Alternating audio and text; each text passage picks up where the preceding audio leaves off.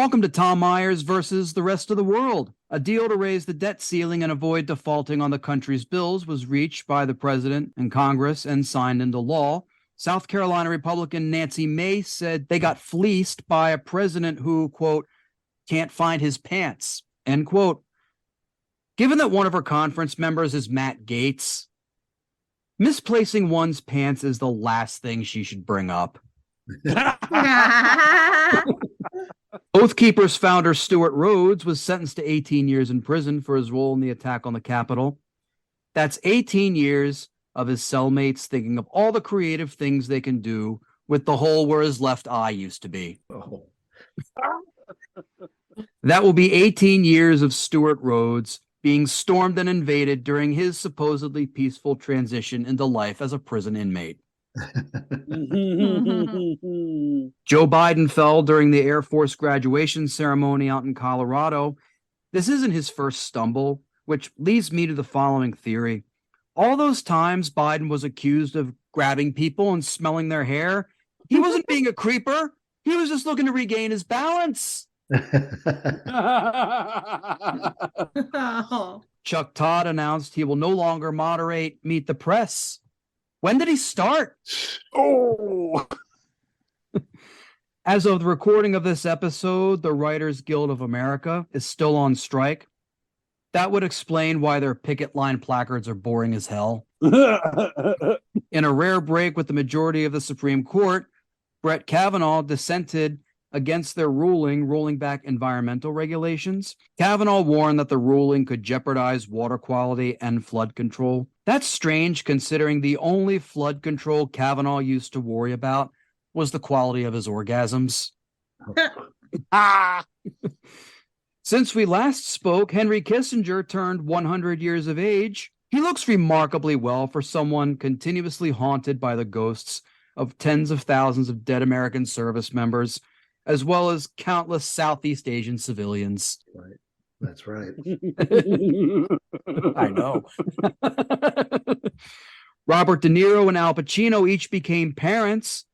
They're both in their 80s, so imagine the pressure their poor kids will feel, having just learned how to walk and then teaching their respective fathers how to do the same.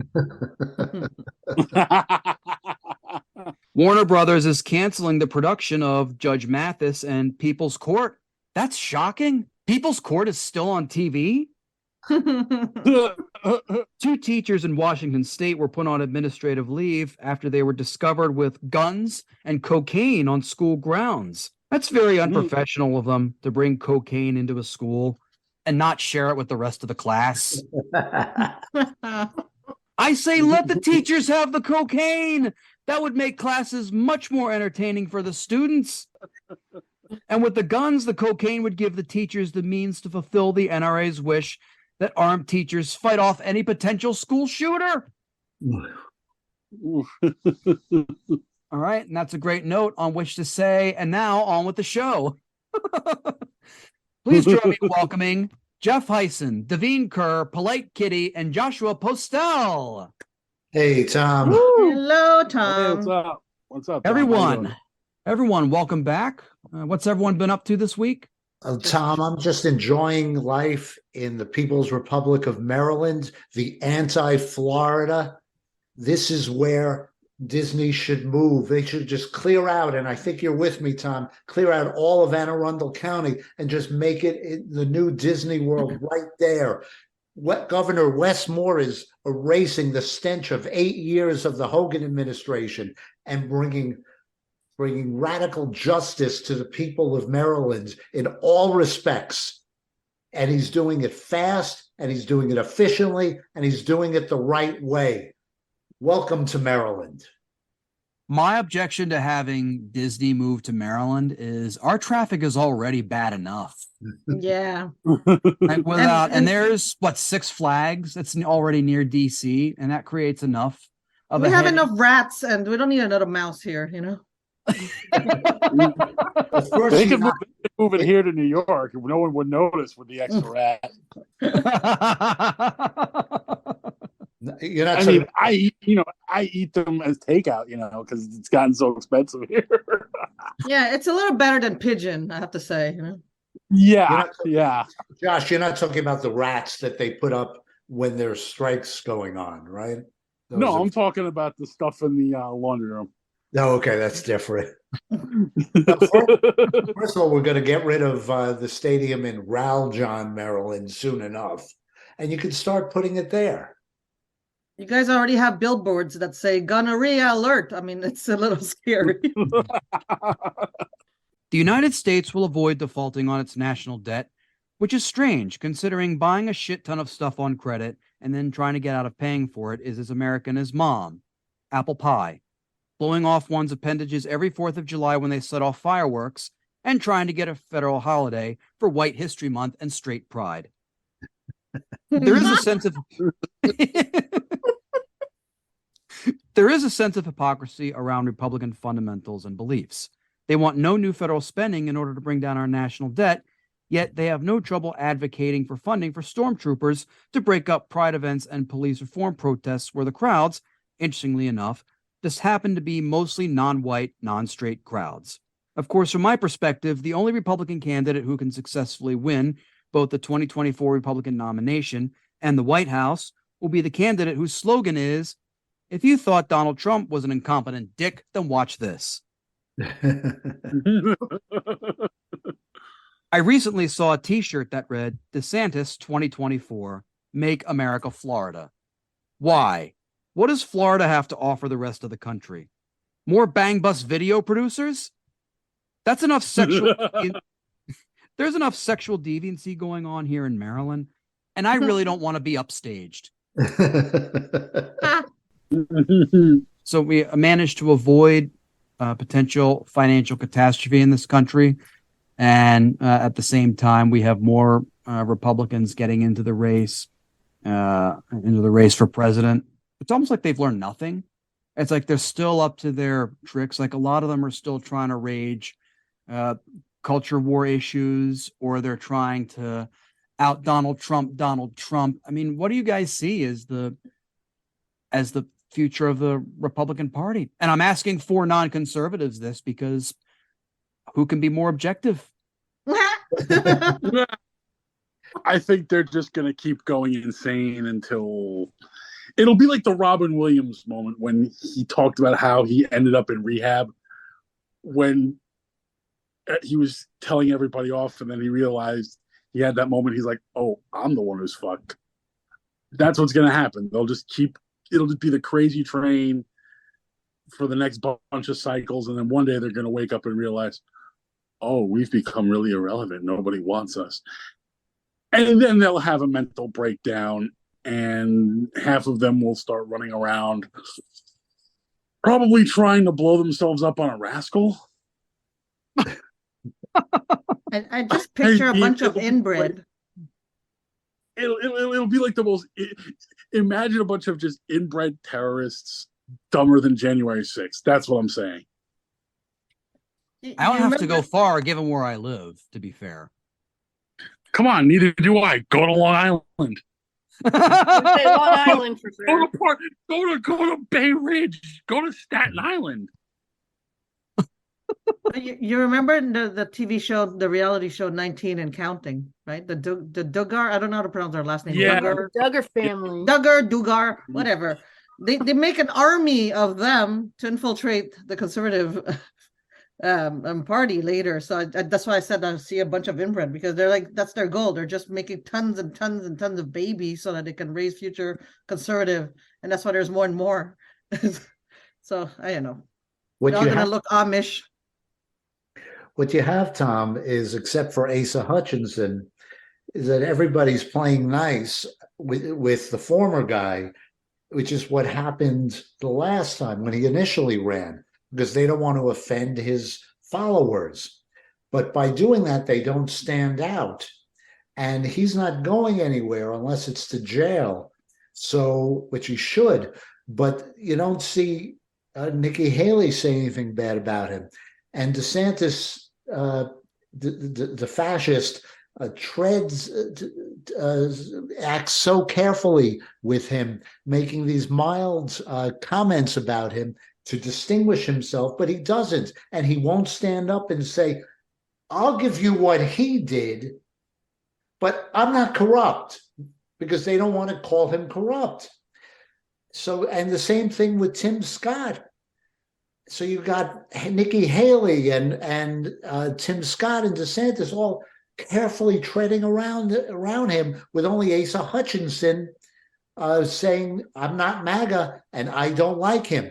The one interesting candidate, before we get Polite's take on this, is Vivek Ramaswamy, who's 37.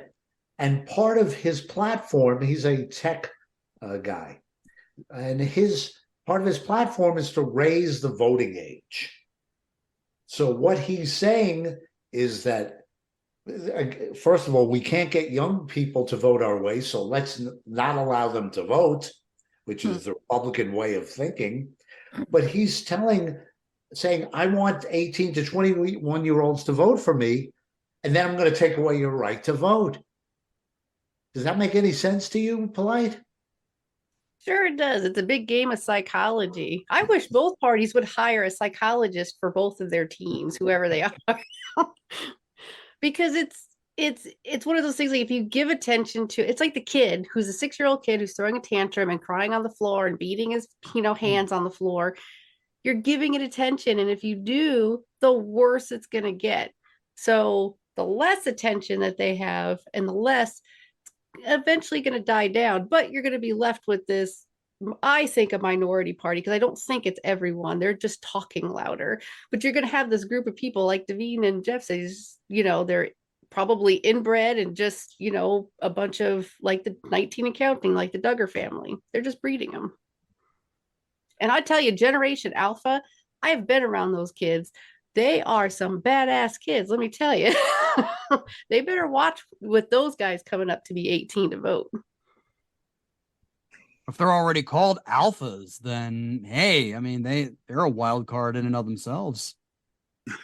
Yep. When I heard Ramaswamy, I just started laughing at him. It just proves, one, tech bros are really dumb. Flat out. Most of them are just, they like to hear themselves talk.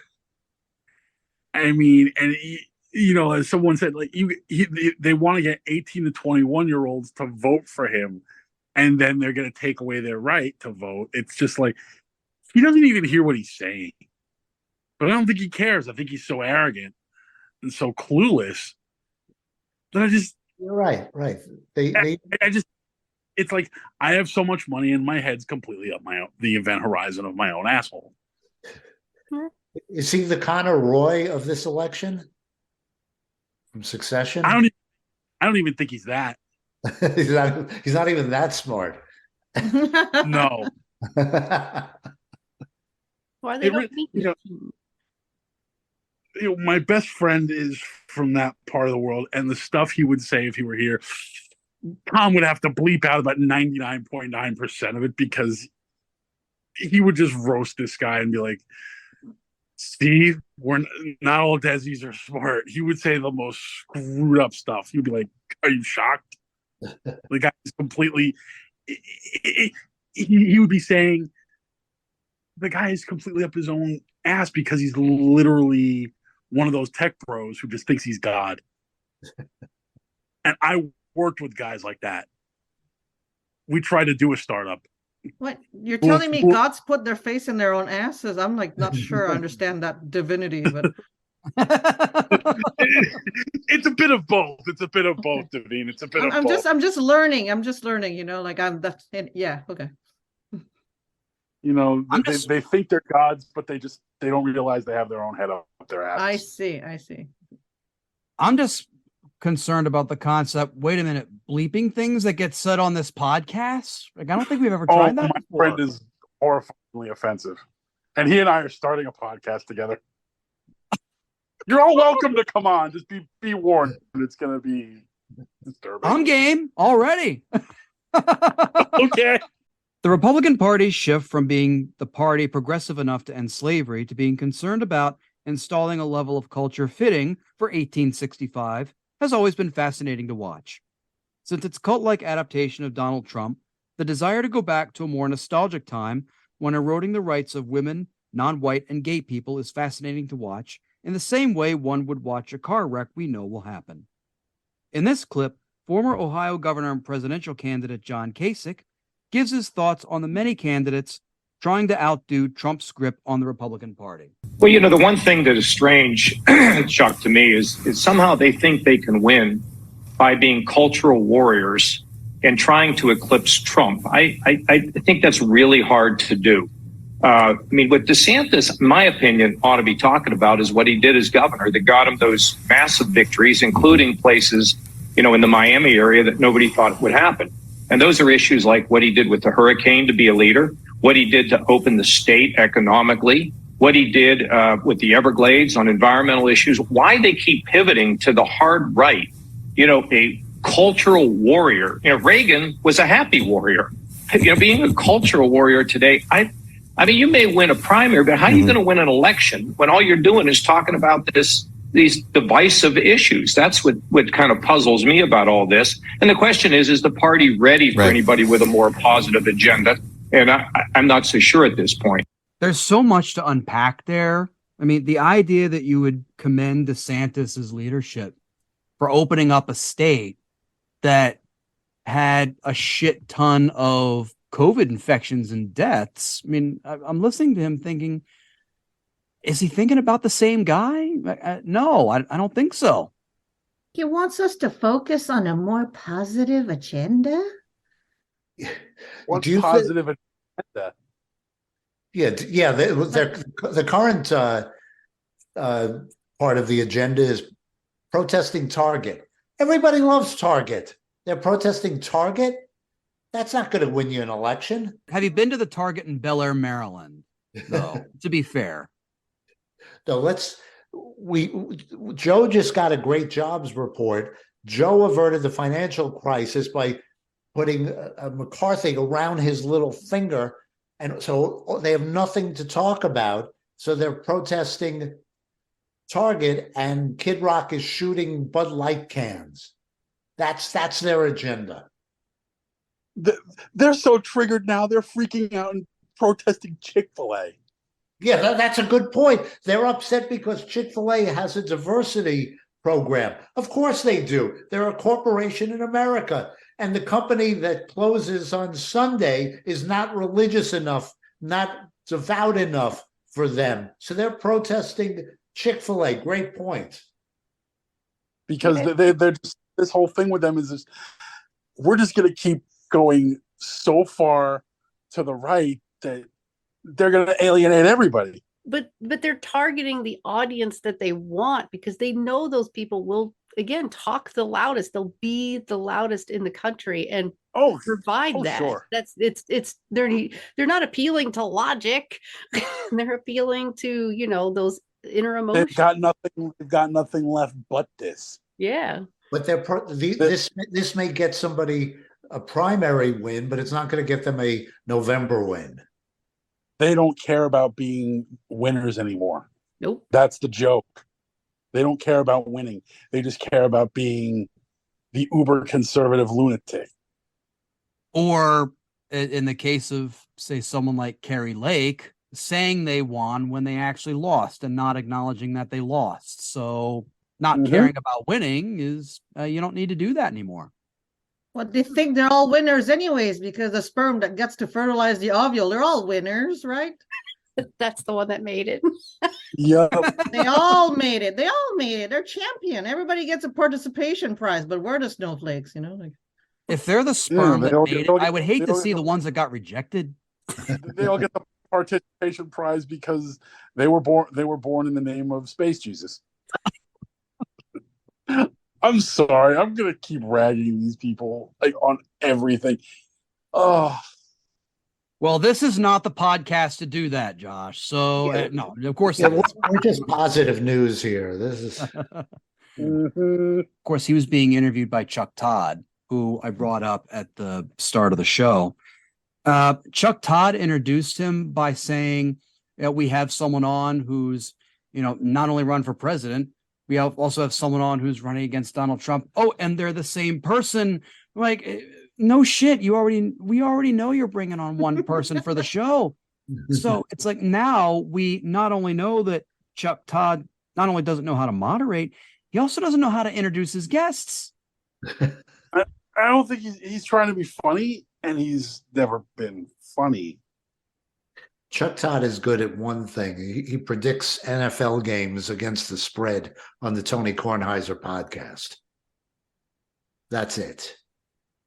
Maybe he needs to stay in his lane. Yeah. There you go. Nice, Josh. Ron DeSantis made his campaign announcement on a live Twitter space with Elon Musk. I was amazed when I read that people still go to Twitter for news and accurate information. In this clip, we get a sense of what the DeSantis campaign will be like this season with the technical mishaps during the Twitter announcement, an excerpt of which is featured here. Oh.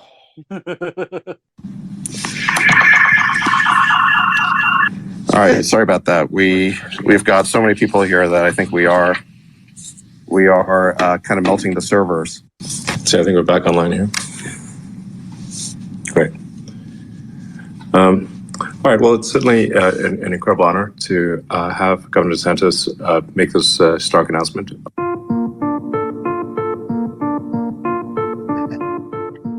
Are you there? Can you hear us? I think you broke. I'm here.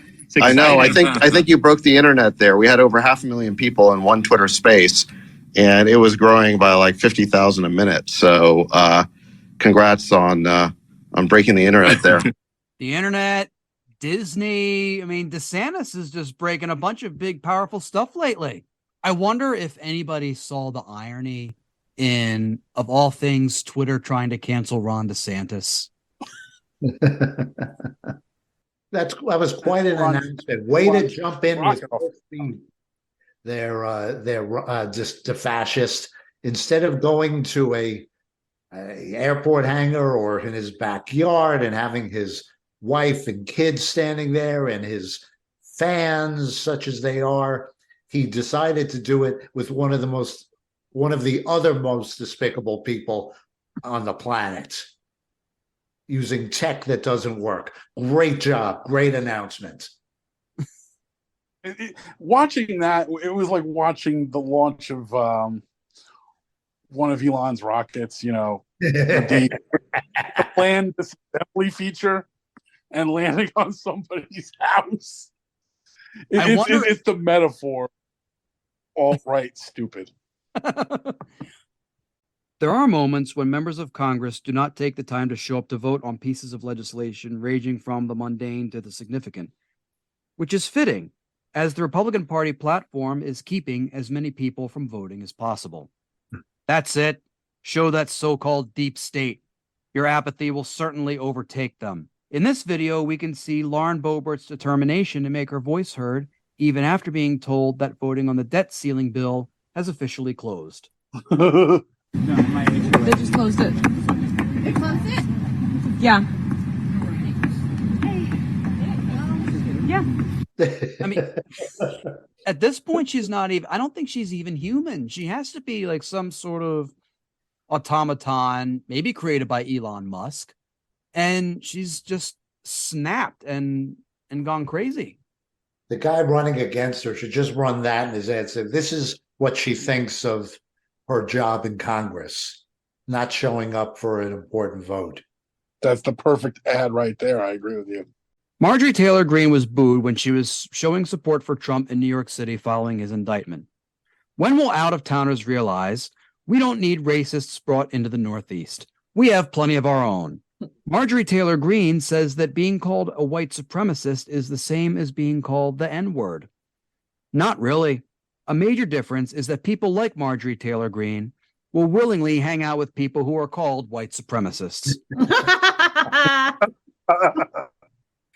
In this clip, she tries to shout down New York Congressman Jamal Bowman, who simply put, will have none of it. Come on now, save the party, save America, save the children, do something about guns. Come on, invest in education. The border is what Trump lifted. What are you talking about? What kids? We're accepting them. We love them. We love the migrant children. We lost them. You can't find them. What are you That's talking your about? What are you administration. talking about? Yeah, migrant children missing. You don't know the No, news. no, we don't know the news. I don't know. That's Fox Exactly. News. Listen before- That's Hey, Fox let me News. tell you Listen, something, I need you to Jamal. save Not the very party. smart. Save the party. I mean, mad props. Mad props to those reporters who are just standing there capturing everything. I mean, I wonder if they were like me in that they imagined that was just the in real life version of their conservative high school classmate who might be slightly racist, arguing with one of their left-leaning entertainer friends. That was a Democrat. What's the name of that congressman? Do you remember, Josh? It was Jamal. Yeah, from New York. And why are you engaging with her? Yeah, sometimes I think the problem with those of us in the sane part of the room, you're trying to engage with a bunch of knuckleheads who are a bunch of just agitprop weirdos who are just out of their freaking mind. I don't know why people are obsessed about trying to find the equivalent of the N-word also, as if it was so good that it has to have a synonym for somebody else.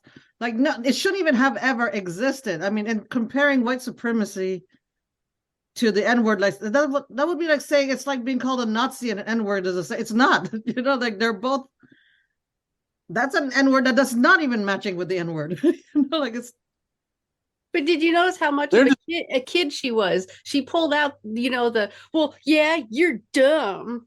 You're just dumb, and I'm going to walk away. It's like I'm rubber and you're glue kind of thing. You're a poop head. Go walk away. No one takes you seriously anymore. You're insane.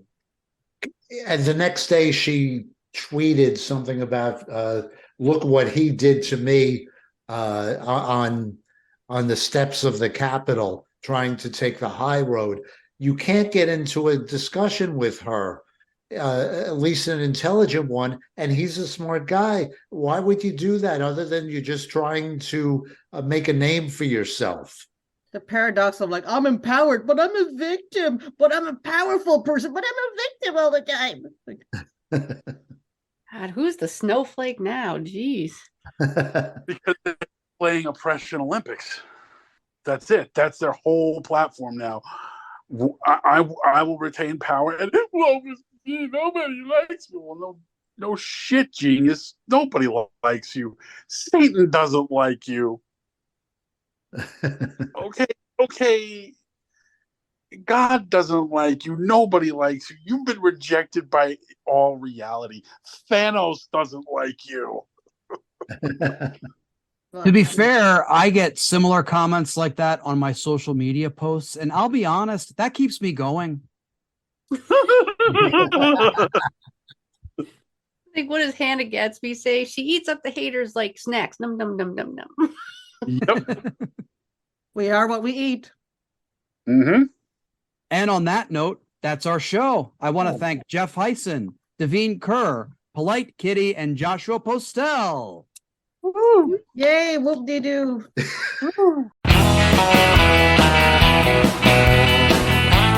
This episode was written and hosted by Tom Myers with panelists Jeff Hysen, Davine Kerr, Polite Kitty, and Joshua Postel.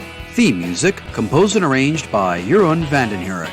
Executive producers Tom Myers, Matt Connarton for ipmNation, and Eddie Carson for Odyssey Radio. Please leave a 5-star rating and a positive review on Apple Podcasts, and don't forget to subscribe to our podcast's Patreon for extended episodes, bonus clips, and more. Thank you for listening, and please visit tommyers.us.